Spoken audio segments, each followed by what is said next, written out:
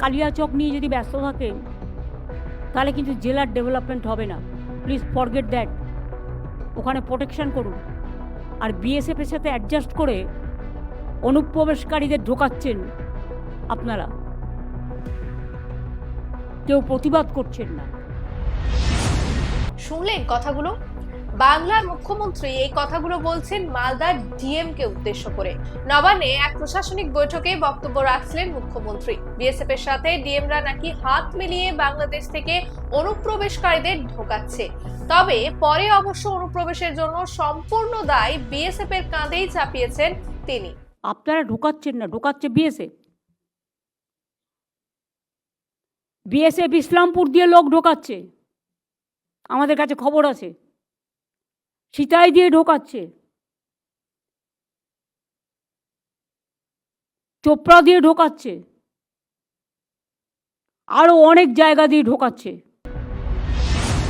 তাহলে কি বিএসএফ এর কাঁধে দায় চাপিয়ে হাত ছেড়ে ফেলতে চাইছেন মুখ্যমন্ত্রী? কিন্তু আমাদের রাজ্যে যেসব জায়গায় এখনো কাঁটাতার নেই, সেই সব জায়গাগুলিতে কেন জমি দিতে চাইছেন না মুখ্যমন্ত্রী? এই প্রসঙ্গে সরব বিরোধী দলনেতা শুভেন্দু অধিকারী। কোন জমি সরাসরি অধিগ্রহণ করতে পারে না, থ্রু ডিএম করতে হয়। আর এখানকার ডিএমরা যারা পঞ্চায়েত নির্বাচনে বাক্স বদল করে,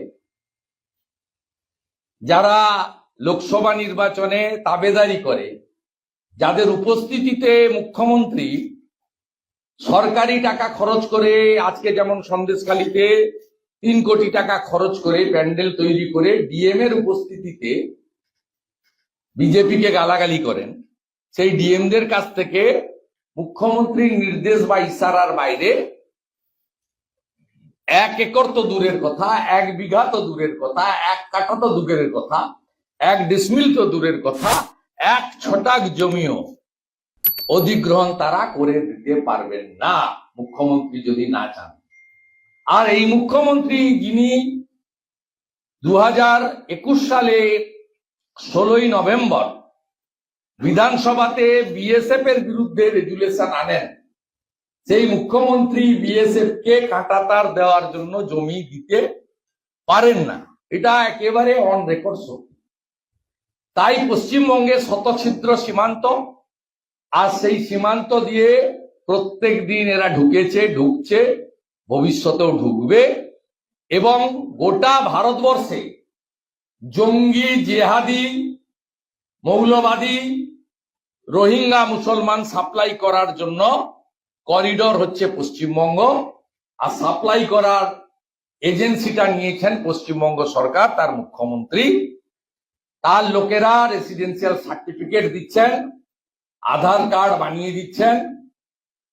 শেখ সাদ নাকি নাম, বাংলাদেশের জঙ্গি, তিনি 2বার ভোটও দিয়ে চলে গেছেন তৃণমূলকে। তার এপিকও তৈরি হয়ে গেছে। পরে তিনি বলেন, অনুপ্রবেশকারীরা রাজ্যের কোথায় কোথায় বসবাস করছে তা খোঁজার দায়িত্ব ডিএমদের, কিন্তু ডিএমরা সেই দায়িত্ব পালন করছেন না, সেই কথাও তুলে ধরেন মুখ্যমন্ত্রী। ডিএমদের কাছে ইনফরমেশন থাকে কোথায় যাচ্ছে। মনোজ, তুমি কোনো ইনফরমেশন পেয়েছো ডিএমএসপিদের কাছ থেকে আজ পর্যন্ত? পাওনি। তার মানে ডিএমএসপিরা তাদের দায়িত্ব পালন করেনি। রাজীব কুমার আমাকে কিছু কিছু ইনফরমেশন দিয়েছে এবং আমি লোকাল ইনফরমেশন পেয়েছি কিছু। যে ইনফরমেশনগুলো আমাদের কাছে পজিটিভ এসছে, আমরা জানি। ডিটেলসটা আমার চাই, কারণ আমি একটা স্ট্রং লেটার লিখব কেন এটা করা হচ্ছে। আমরা তো চাই ওখানেও শান্তি থাক, এখানেও শান্তি থাক। আমাদের তো 2 বাংলার মধ্যে আমাদের কোনো খারাপ সম্পর্ক নেই। চিরকালই আমরা এক ভাষায় কথা বলি, এক ভাষায় পথ চলি।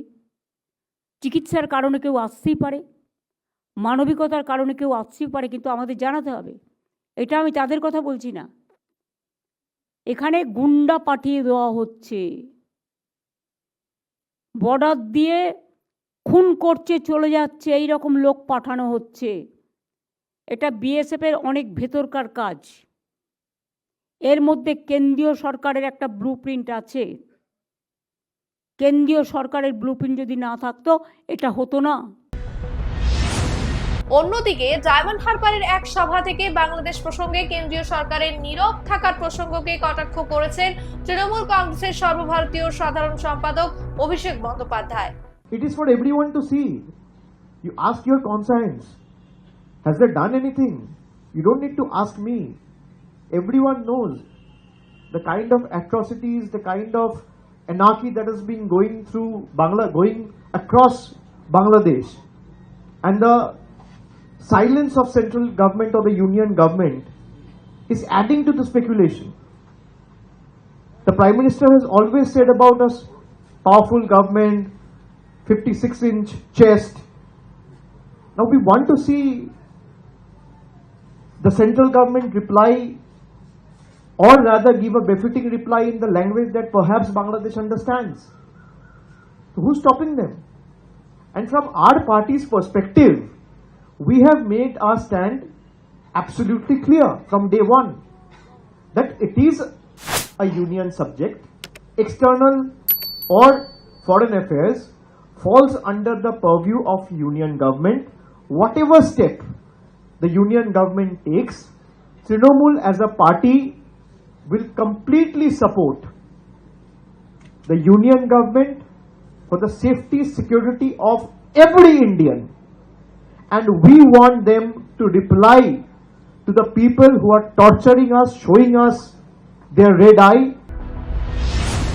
আবার মুখ্যমন্ত্রী মমতা বন্দ্যোপাধ্যায় জানিয়েছেন, রাজ্যে এখন উৎসবের মরশুম, আর এই উৎসবের মরশুমকে কাজে লাগাতে পারে দুষ্কৃতীরা, তাই আমাদের সজাগ থাকতে হবে।